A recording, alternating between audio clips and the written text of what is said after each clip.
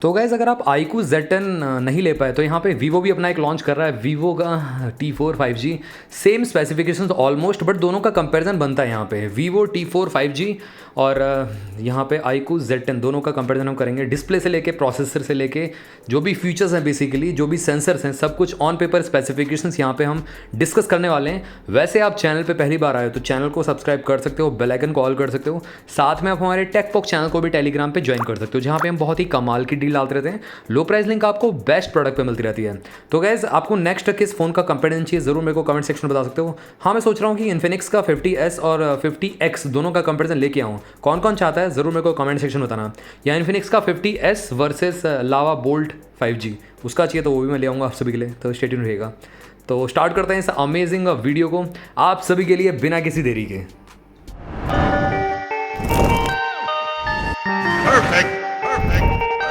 तो गाइज इस कंपैरिजन में आपको मज़ा आने वाला है। iQOO Z10 और T4 5G जो है आपका ऑलमोस्ट सिमिलर ही, मतलब ऐसा लग रहा है कि iQOO को लॉन्च कर दिया अमेज़ॉन पे और वीवो को लॉन्च कर दिया फ्लिपकार्ट पे, दैट्स इट।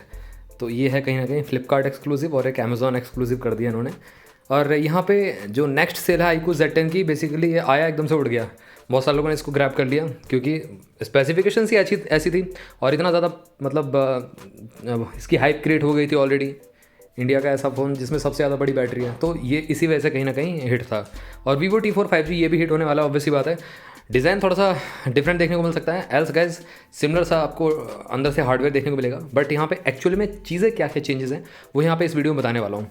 तो यहाँ पे T4 5G जो है आपका 28 अप्रैल को आएगा, बेसिकली लॉन्च होगा बेसिकली फ्लिपकार्ट पे। उसके बाद सेल पे ही एक हफ्ते बाद आपको देखने को मिल जाएगा।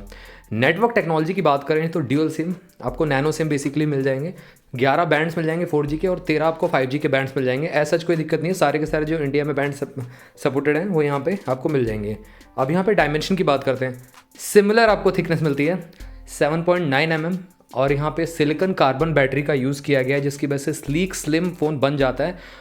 और ऑल दो यहाँ पे 7300 mAh बैटरी है, उसके बावजूद इतना स्लिम कर दिया इन्होंने। आपने सैमसंग का F62 देखा था, कितना ज़्यादा मोटा था, कितना ज़्यादा हैवी था। आई थिंक वो 8.9 या 9 mm थिकनेस के साथ था, बट यहाँ पे ऑलमोस्ट 2 mm थिकनेस और कम कर दी है। तो उस वजह से कहीं ना कहीं आपको देखने को मिलता है काफ़ी स्लिम फ़ोन, काफ़ी स्लीक। 200 ग्राम्स के अप्रोक्सीमेटली मिलेगा। स्लाइटली वेट तो है डेफिनेटली यहाँ पे 199 ग्राम्स का है, बट वेट डिस्ट्रीब्यूशन काफ़ी सही रहता है इन सब कंपनीज़ में जो बेसिकली करते हैं, तो आपको यहाँ पे कोई दिक्कत नहीं होगी। आगे बात आती है यहाँ पे फ्रंट ग्लास रहेगा, फ्रेम प्लास्टिक रहेगा, बैक कलर चेंजिंग टाइप का देखने को मिलेगा। जब लाइट वाइट पड़ेगी तो बेसिकली प्लास्टिक ही रहेगा बैक आपका, तो एक टेक्सचर टाइप का देखने को मिलेगा। और अगर हम बात करें डस्ट एंड स्प्लैश रेजिस्टेंट की रेटिंग, IP54 की रेटिंग मिल जाएगी वीवो T4 में, और iQOO Z10 में आपको स्प्लैश रेजिस्टेंट और मिलिट्री ग्रेड की टफनेस मिलती है। इवन दो वीवो ने अभी क्लेम नहीं किया है, मैंने मतलब चेक नहीं किया एक्चुअली, मतलब वहाँ पे कोई ज़्यादा स्पेसिफिकेशंस आई नहीं है, जो भी मतलब लीक्ड है वो आपको बता रहा हूँ। तो यहाँ पे कहीं भी मेंशन नहीं हुआ है कि मिलिट्री ग्रेड की टफनेस है। वैसे मिलेगी इंडिया में, अगर मतलब आया है तो ऑब्वियसली बात है इसमें भी आपको मिलिट्री ग्रेड की टफनेस मिल जाएगी। अगर हम डिस्प्ले की बात करें तो डिस्प्ले आपको ऑलमोस्ट सिमिलर ही टाइप की मिलती है। दोनों में ही आपको क्वाड कर्व्ड एमोलेड पैनल मिलेगा और 120 हर्ट्ज का, जो कि काफ़ी स्मूथ, काफ़ी अच्छा एक्सपीरियंस देने वाला है और हाथ में होल्ड करने में काफ़ी अच्छा रहेगा। चारों तरफ से कर्व्ड है ना, तो उठी हुई ग्लास है, तो अच्छा ज़्यादा प्रीमियम लगेगा डेफिनेटली। और स्क्रीन टू बॉडी रेशियो भी काफ़ी अच्छा है, तो बेजल आपको मिनिमम मिलेंगी चारों तरफ से बराबर टाइप की। 88.9% का स्क्रीन टू बॉडी रेशियो भी है। फुल HD प्लस रिजोल्यूशन के साथ 388 पिक्सल पर इंच की शार्पनेस देखने को मिल जाएगी। अब अगर हम बात करें यहाँ पे 5000 निट्स की पीक ब्राइटनेस, अब कंपनी ने नंबर बोला है बेसिकली है, और नॉर्मल जो है हाई ब्राइटनेस मोड पे 1300 निट्स तक की है और टिपिकल जो रहेगी 1000 निट्स तक की रहेगी इसमें। तो इस तरीके से देखने को मिलता है दोनों ही फ़ोन्स में। अभी तक तो स्पेसिफिकेशंस ऑलमोस्ट सिमिलर हैं, डिट्टो आइडेंटिकली लग रही होंगी अभी। आगे बात आती है यहाँ पे प्लेटफॉर्म की, तो गैस Android 15 ओके, यहाँ पे मिसप्रिंट हो गया है, Hello UI नहीं मिलेगा, Hello UI मोटरोला के फ़ोन में होता है, यहाँ पे आपको दूसरा मिलेगा। और फन टच OS देखने को मिल जाएगा आपको। 2 साल के मेजर अपडेट, 3 साल के सिक्योरिटी पैचेस मिल जाएंगे देखने के लिए। अब सैमसंग की तरह ये तो नहीं हो सकता कि मतलब आपको यहाँ पे 4 से 5 साल के जो मेजर अपडेट्स है वो देखने को मिले, वो सैमसंग ही कर सकता है। सैमसंग प्रोवाइड कर रहा है अपने बजट वाले फ़ोन्स में भी, मतलब अभी F16 देखने को मिला, उसमें भी आई थिंक 3 से 4 साल के सिक्योरिटी पैचेस दे रहा है सैमसंग, जो कि काफ़ी कमाल है कहीं ना कहीं। M सीरीज़ भी लॉन्च कर रहा है, A सीरीज़ लॉन्च कर रहा है, इन सब में काफ़ी आपको ऑलमोस्ट 6 साल के आपको जो मेजर अपडेट्स है वो देखने को मिलते हैं। आगे बात आती है यहाँ पे स्नैपड्रैगन 7S Gen 3 देखने को मिलेगा। नैनोमीटर पे मतलब बेसिकली 4 नैनोमीटर पे बेस्ड है और 8 लाख से ऊपर आपको AnTuTu बेंचमार्क्स को मिलता है। तो गाइस यहाँ पे प्रोसेसर भी काफ़ी केपेबल है, स्नैपड्रैगन 888 के इक्वल टाइप का देखने को मिलता है, जो कि मेरे ख्याल से काफ़ी ज़्यादा बेटर है। गेमिंग करना चाहो या डे-टू-डे टास्क हो या कोई भी मतलब यहाँ पे आप एप्लीकेशन रन करो तो हैंग लैग नहीं करेगा। तो आपको 90 FPS की गेमिंग मिल जाएगी यहाँ पे आराम से। हाँ, जेंशन इम्पैक्ट में थोड़ा बहुत आपको फ्रेम ड्रॉप देखने को मिल सकते हैं। एल्स गाइस PUBG आप खेलोगे तो यहाँ पे आपको आराम से कंसिस्टेंट मिल जाएगा। 60 FPS तो कंसिस्टेंट मिल जाएगा, 90 FPS वैसे कर पाओगे आप अल्ट्रा HD पे। आगे बात आती है यहाँ पे एड्रीनो 710 GPU मिल जाएगा ग्राफिक इंटेंसिव गेम को हैंडल करने के लिए। और साथ ही में यहाँ पे मेमोरी की बात करते हैं, कार्ड स्लॉट तो मिलेगा नहीं, बट वेरिएंट्स आपको मिल जाएंगे 8 128 8 256 वाला वेरिएंट देखने को मिल जाएगा और 12 256 भी देखने को मिल सकता है। वैसे 8 128 और 8 256 तो कंफर्म है ही है। ये दोनों का प्राइस मैं आपको आगे बताऊंगा, थोड़ा सा वेट करो। और UFS आपको यहाँ पे 2.2 देखने को मिलेगी। अब गाइज अगर आपको कंफर्म है तो बताना मेरे को कमेंट सेक्शन में।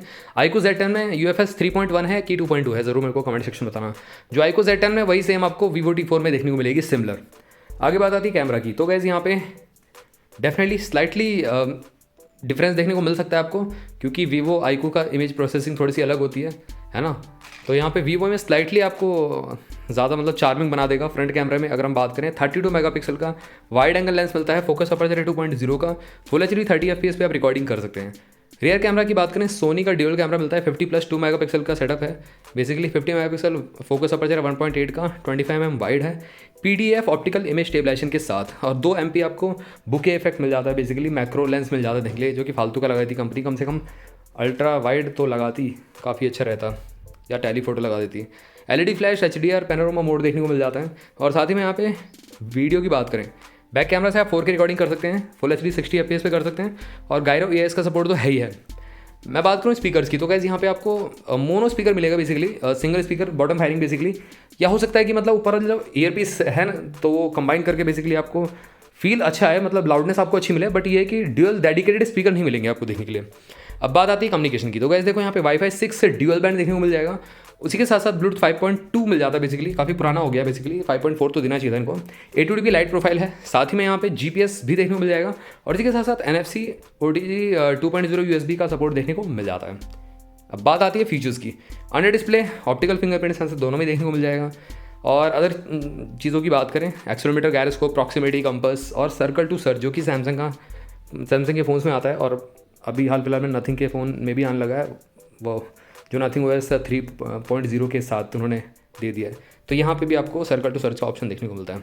अब बात करते हैं बैटरी की, तो गाइस यहाँ पे सिमिलर बैटरी है, सिलिकॉन कार्बन बैटरीज़ का यूज़ किया गया है, जो कि लॉन्ग टर्म तक सस्टेनेबल परफॉर्मेंस देती है, साथ ही में चार्ज साइकिल को अच्छा होल्ड करके रखती है। लिथियम ली पॉलीमर बैटरी से, लिथियम आयन बैटरी से डेफिनेटली बेटर रहता है, और उसी के साथ साथ हीटिंग कम होने देती है। तो ये इसके प्रोज हैं बेसिकली सिलिकॉन कार्बन बैटरीज के।